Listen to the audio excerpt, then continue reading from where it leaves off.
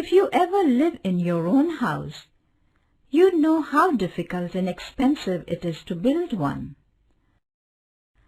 How about the school building that you are studying in? How about the temple, mosque, gurudwara, or church that you visit? All buildings need money, a lot of money. Sometimes this money comes in the strangest ways. Here's a real story of one such building in Philadelphia.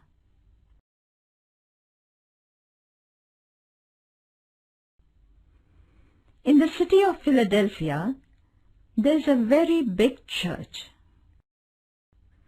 3,300 people can sit at a time.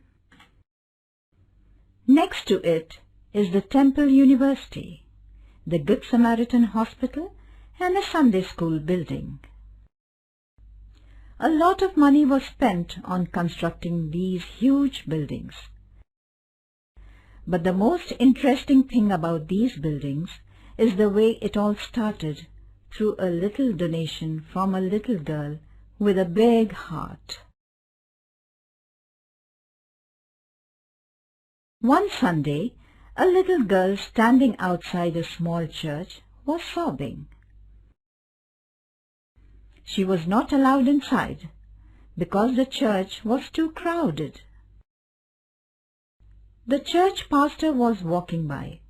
He saw the little girl sobbing and said, "Why are you sobbing, my child?" The little girl replied, "I can't go to Sunday school. There's no room for me." The little girl was shabby and poor. The pastor guessed why she wasn't allowed in. She was untidy and poor. He took her by the hand and took her into the Sunday school. The little girl was really touched by the pastor's kindness. She thought about all those people who didn't have a place to worship God. After 2 years, the pastor was called for by the little girl's parents. The little girl had been ill for some time and had passed away. As her little body was being moved, a crumpled purse was found. Inside the purse was found 57 cents and a crumpled piece of paper. A note was scribbled in childish handwriting which read, "This is to help build the little church bigger so more children can go to Sunday school." For 2 years she had saved the 57 cents. Tears rolled out of the pastor's eyes when he read that note. The next day he told the story of the little girl and her unselfish love and devotion. He challenged his church members to collect enough money to build the church bigger. The story reached the press. A newspaper published the story of the little girl. This story was read by a realtor. He offered a piece of land. The church told him that they could not pay that much.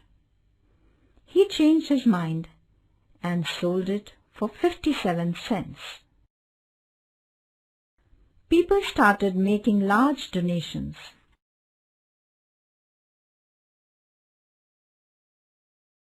Checks came from every part of the country. In 5 years, the little girl's gift became $250,000. That is 12 crores, 50 lakh rupees. This was a huge sum at that time.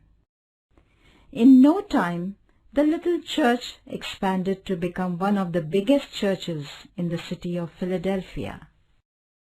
In one of the rooms of this building is the picture of the sweet face of the little girl whose 57 cents created such unforgettable history. Next to hers is the portrait of a kind pastor, Dr. Russell H. Cornwell. This story tells us how God could use even a little if it is given wholeheartedly. God loves a cheerful giver. This story challenges us about the way we give to others. How do we give? Do we make our charity known to everyone? Or do we make it known only to God?